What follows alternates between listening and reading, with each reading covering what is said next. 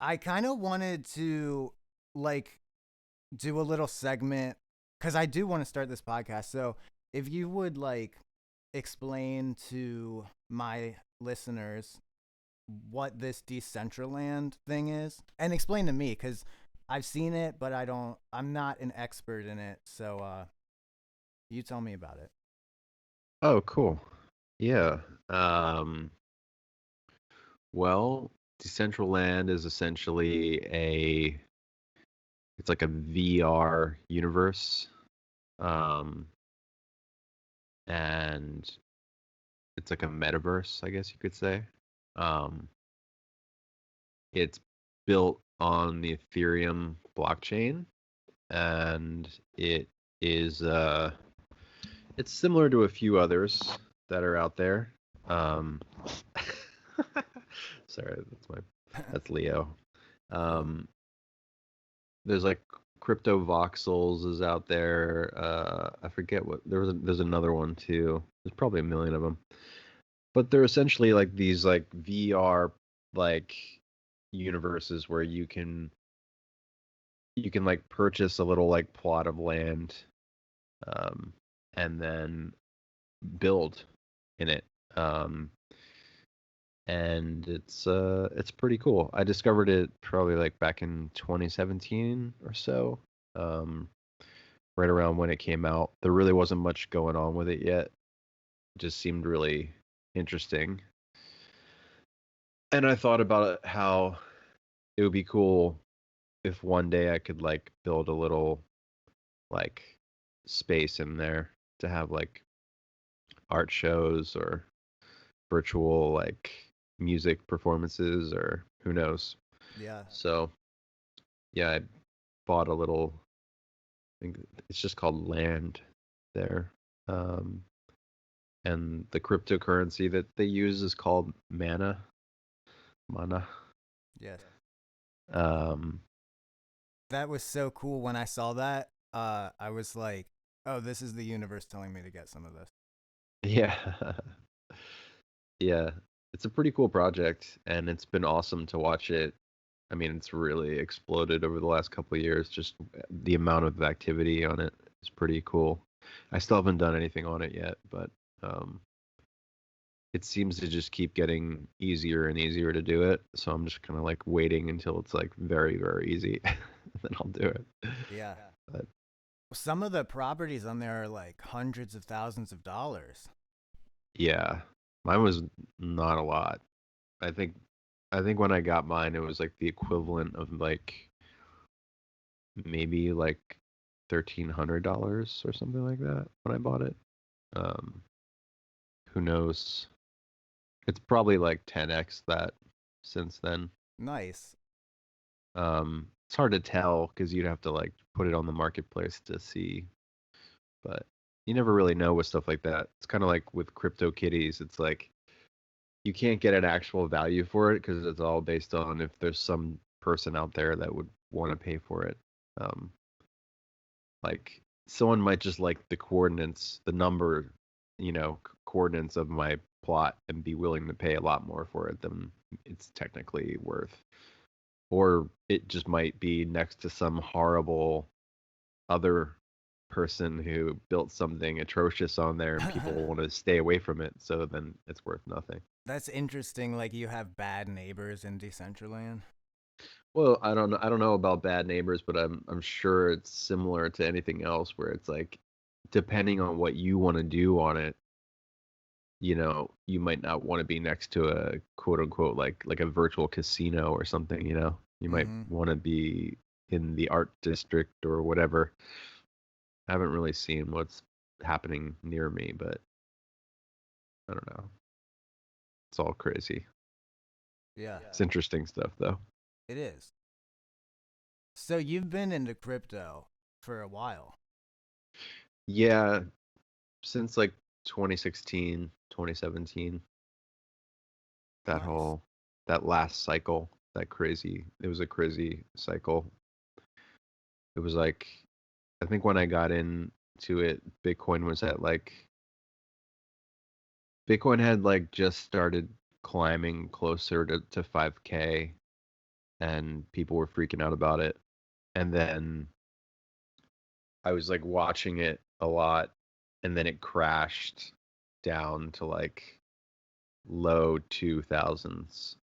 And for me, that was exciting. And I jumped in on it. Yes. Obviously, now being in crypto, knowing what all of that feels like, I'm sure those people were freaking out. People were probably super upset, but I was really excited. Um, but yeah, crypto's weird, man. I don't know. It's like a very,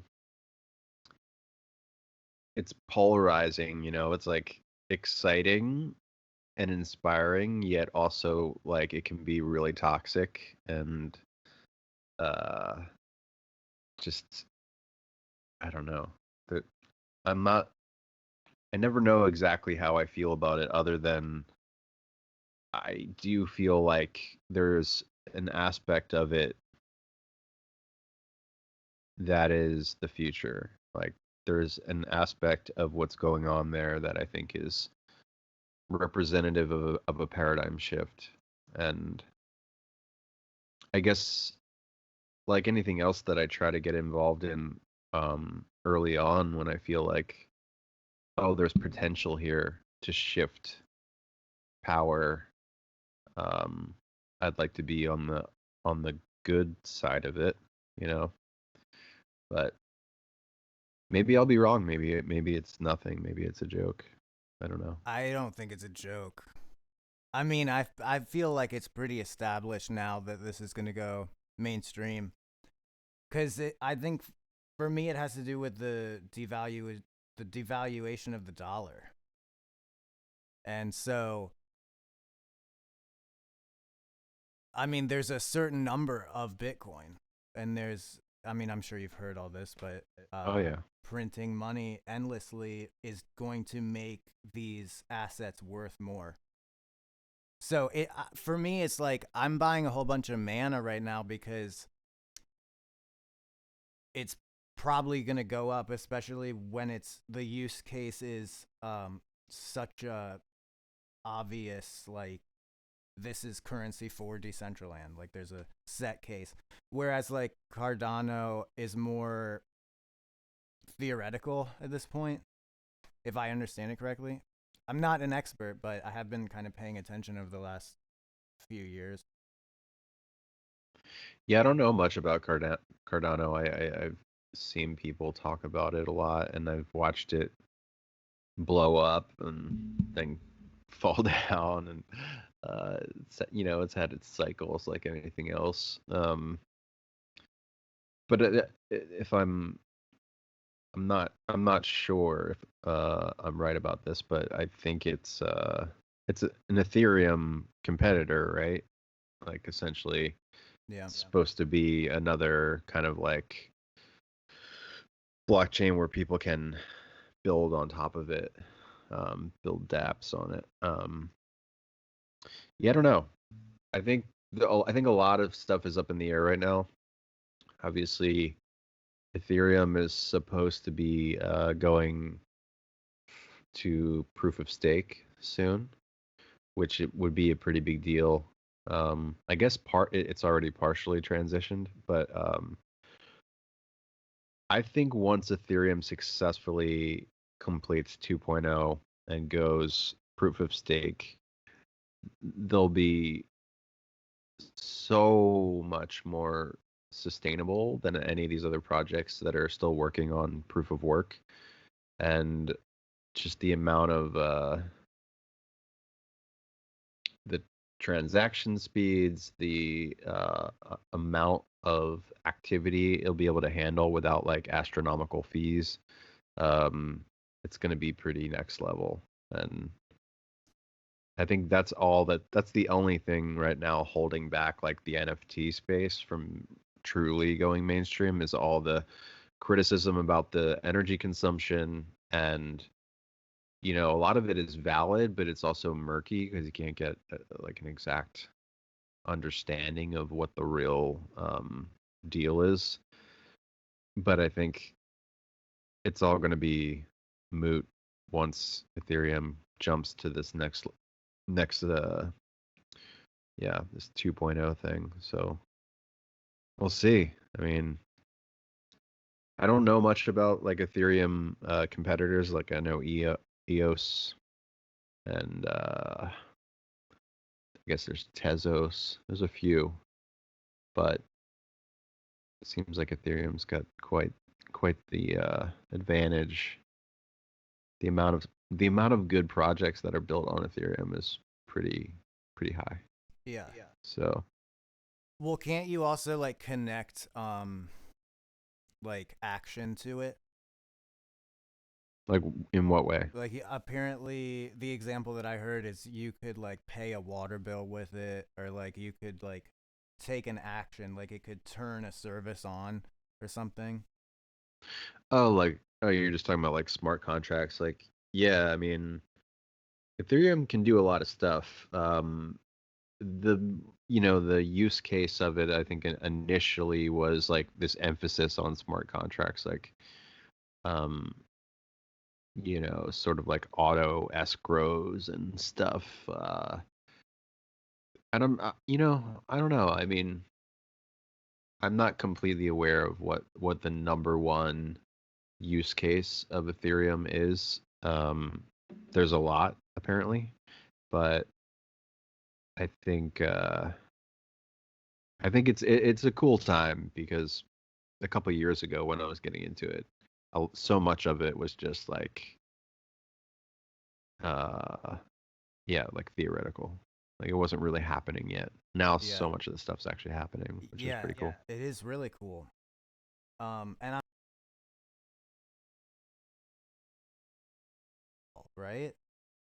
To some extent, I mean, I went a little crazy back back when I first got in and was, you know, I was trading constantly and trying to maximize the amount of Bitcoin I had, and it was like I put a tiny amount in the beginning when I jumped in, and I turned that into a lot through trading and investing, and then the whole fucking thing crashed, and I at that point I wasn't even really paying attention to it because it had sucked so much of my energy. Like I was like watching it way too much, and then trading just kind of takes away your entire existence. Like you can't really do anything but watch charts all the time.